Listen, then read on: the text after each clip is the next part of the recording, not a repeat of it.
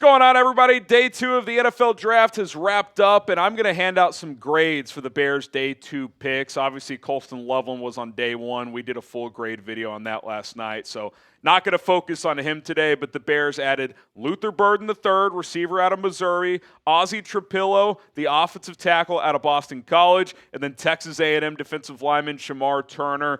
Those are who we will focus on. And then at the end of the video, we're going to take a look at some Day 3 options. A lot of good players still available on the board, in my opinion, so stay tuned for that. Who was your favorite Day 2 pick? Bradyn, Trapilo, or Turner?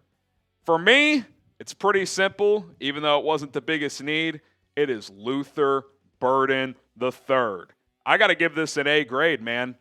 I get you took Loveland last night, and you have 2 good tight ends, 2 good receivers already, DJ Moore, Rome Odunze, but Luther Bradyn III, that's a BPA situation, man. He's a top 15, top 20 talent in this draft, and you get him at 39 overall with the creative offensive player and Ben Johnson. He could do a lot of different things. Tough player, really good after the catch. His numbers were a little down this year compared to the year before. The quarterback play at Missouri with Brady Cook this year was not nearly as good as Cook played the year prior, but this fits the mold of what Ben Johnson said. He wants this to get out of his receivers at the owners' meetings. He said, we got to get better after the catch, yards after the catch. That's Luther Bradyn's game.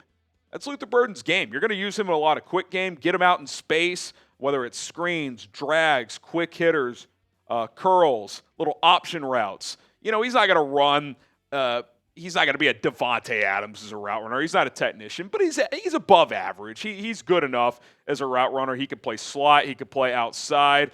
He can give you some contested catch ability as well. He's not like a gadget guy. He's a receiver who could do gadgety things and play big as well. And honestly, it's pretty similar to DJ Moore. He's not as thick as DJ, but after the catch, he fights for extra yards by making people miss, but he's also physical as well.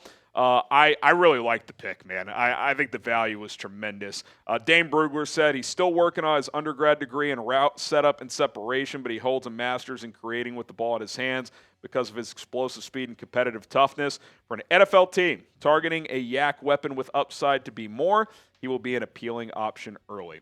Yeah, I mean, you know, that clock almost ran down to 0 at that pick. I think they were trying to trade it, which is why they ultimately traded at 41, but when it got down there, I think they were like, this guy's the best player on our board, man. Like, the only 2 guys on our Chat Sports big board that were rated higher, Will Johnson, reported knee issue, and Mike Green, who 2 sexual assault allegations. He eventually went to Baltimore. I don't think he was on the Bears big board. So they take Luther Bradyn III. He posted on social media last night when he was disappointed he didn't go in the first round. He went straight to Missouri's campus and got a workout in on the jugs machine. His girlfriend actually went out there and ran the jugs machine. I think this guy's motivated, and I think he's going to be a really, really good football player. We are so close to 121,000 subscribers. We're less than 30 subs away. We'll be back tomorrow for rounds 4 through 7 as well. If you want daily Bears content, rounds 4 through 7 tomorrow, final draft grades tomorrow, undrafted free agent tracker. Content's not slowing down. We got you covered. Hit that subscribe button. Turn on notifications. Let's rock and roll here on Chicago Bears Now. Okay, Ozzy Trapilo, the offensive tackle out of Boston College. Round 2, pick 56. B- for me. I like the pick. I'm good with it. I thought maybe they'd go Ariante Ursery at 39 or 41. They took Bradyn, who's certainly a better prospect than Ursery, and then they traded the other pick, which is what I wanted them to do. I wanted them to trade one of those picks. So I'm not going to have, reverse like, I should have done that because Ursery was gone by the time 56 came around. So was Anthony Belton. And I think the Bears were like, you know what? We've gone BPA. Let's fill a need here. I'd call this a slight reach. Trapilo to me was like a mid-third round guy in this draft. You take him late second. So it's not egregious. I think he was 76 on Downey's big board. You take him 20 spots earlier. In a draft where many view player 25 through 80 not that differently, I think it's perfectly fine. He said with the media afterwards that he feels comfortable on both sides of the offensive line. He was a starter at left tackle in 2022. The last 2 seasons, a starter at right tackle. He's been training at all 4 offensive line spots, every position except for center in the pre-draft process. He gave up 0 penalties last year in over 770 plays at Boston College. Technician, doesn't have a great anchor, but he's technically sound. Good athlete as well. So, I think this is a higher floor, lower ceiling pick. But you look at the Bears' offensive line, they've told us they want to add a tackle to the mix. Now, he probably projects more as a right tackle, but he started for a full season at left tackle, so I think he could play over there as well. It'll be interesting to see. Obviously, Braxton Jones coming back from that leg injury. Karan Amagaji, what does he look like in year 2? Is flipping Darnell Wright to left tackle a possibility? Do they look at Darnell Wright, hey, you're going to start no matter what at right or left tackle, but between Braxton Jones, Ozzy Trapilo, and Karan Amagaji, depending on who is the best out of those 3, if it's Trapilo and they like him better on the right side, maybe they flip Darnell Wright to left. That would be a little risky, but, they say get your best 5 out there, so we'll see what happens there. But good depth at minimum. And at maximum, maybe he's a starter. Maybe he starts at left tackle. Maybe he starts at right tackle. You move right to left tackle. Maybe he's your swing tackle this year and a starter next year. So I think it's a safe pick. Again, you probably reach a little bit, but offensive tackle in these drafts, it becomes a supply and demand issue. They were starting to come off. I mean, the other options were like Charles Grant, who went like 30, 40 picks later. Emory Jones, who I think is more of a guard. So, Cameron Williams, who's actually still out there, but he's very raw. I was cool with this pick for the Chicago Bears, even if it is a little bit of a reach. Okay, Prize Picks. Today's show sponsored by Prize Picks. Daily fantasy sports made easy at prizepicks.com/CLNS. Use the code CLNS. You can win up to 2,000 times your money on certain lineups right now. The way to play is simple.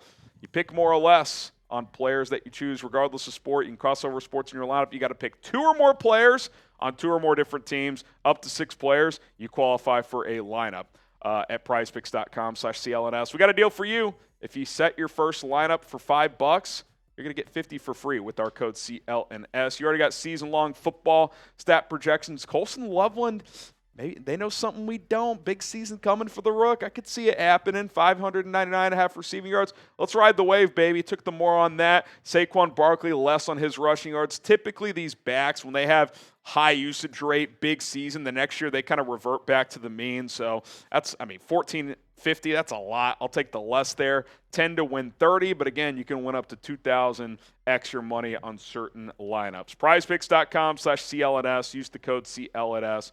Get a $50 bonus when you sign up and play for just $5. Link is in the comments and in the description. Play your game today with Prize Picks. All right, let's talk a little Shemar Turner, and then we'll take a look at some day 3 players that are still available. I give this one a B. To me, this is kind of the opposite of Ozzy Trapilo. Trapilo, higher floor, I think at worst, probably a good backup at best. He could be a good starter, but probably not someone who could become an all-pro. I just don't think he has enough physical gifts.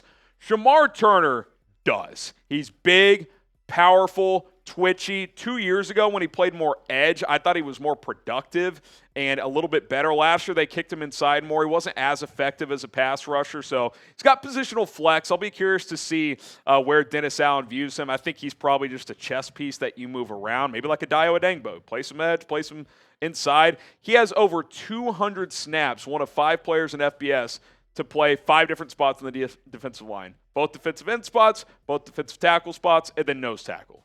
That's versatility. So he checks the boxes of long arms, big, powerful. This is a Dennis Allen prototype defensive lineman, just an explosive, big athlete who was viewed as a potential first-round pick coming into the season. Then he didn't play quite as well, and he had a foot issue pop up early in the pre-draft process, so he wasn't able to work out at the combine. So you get him late second round, a guy that could have gone in the first if it weren't for the injury. I read, too, after he got drafted that he played through a stress fracture most of this year. Toughness, you certainly love that he brings that to the table. Dane Brugler said this about Turner, that he needs to introduce more discipline to his play style, but he prides himself on being the aggressor, relies on his initial twitch, fierce hands, and combative mentality to be a factor. He projects best as a penetrating one-gap tackle. So I think there's varying opinions of what his best position is. You can move him around, try him in different spots, see if he finds a home. Maybe he's just a chess piece you move around. on that defensive line. And it's kind of a theme of these defensive tackles. Javon Dexter can play a little one-tech play, three-tech, he can play some edge. Shemar Turner, play some edge, three-tech, one-tech. Billings is really just a one-tech. Mbow, edge. He can kick inside. Jarrett can play both defensive tackle spots. You can put him at edge some if you wanted to. You got a lot of pieces that you can mix and match with if your data sound. You may not have those superstars yet, but you got a lot more depth than you did last season. Okay, let's take a look at the overall best available. Obviously, one of the stories of the draft, Shedeur Sanders. It's not going to impact the Bears, obviously, but very curious to see where he goes. You look at this chunk of players. Marcus Mbow played tackle at Purdue, probably a guard in the NFL. Would they take him as another depth piece? Jack Sawyer, I mean, if he's there at 109, he doesn't, have the longest arms. He's not the best athlete, but he's a winner. He's a competitor. I think he's going to be just a solid, 10-year pro. I wouldn't mind that at all. You took the big swing with Turner. Maybe you go with just a solid all-around player and Sawyer. Dylan Sampson, a running back there. You get to the next chunk, Bradyn Swinson. I like the player, the edge out of LSU, 6'4", 250. He's got some pass rush upside. A few more running backs, Bashal Tootin, Cam Skattebo. I know some of you guys are on the train. Maybe he's the pick at 109. That would be kind of the final piece to the offense if they added a running back at some point in time. So we'll have to wait and see who the pick ends up being at 109, 148, and 233. Still a lot of players that I still like. What say you? Who should the Bears draft tomorrow? If you could pick one guy, who would it be? I think we're going to get a lot of Cam Skattebos in the comments. All right. My name is Harrison Graham. Quick turnaround. I got to get up bright and early, so get you guys ready for day 3. We'll be live 10:30 at the latest, maybe 10 Central Time. We'll wait and see how the sleep and the recharge goes, but we'll be back at it for day 3. Subscribe, join us live. If you're here with us on day 3, that makes you a real one. We'll see you tomorrow.